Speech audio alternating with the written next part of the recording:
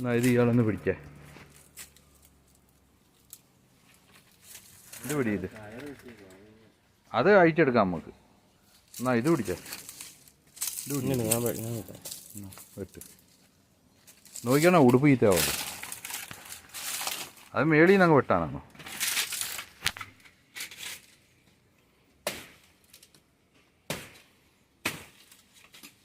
മുറിച്ചുണ്ടോ ഇനി? പോയോ? ആ നന്നായി എടുക്കും. ബാക്കി നമുക്ക് വന്നിട്ട് വെട്ടിയെടുക്കാം.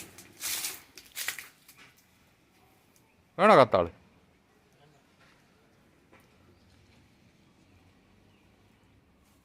അതെല്ലാം കൂടെ പിടിക്കുന്നുണ്ടോ? ഇല്ല വല്ലവൻ്റെയും വീട്ടിൽ പോയി വീണേനെ.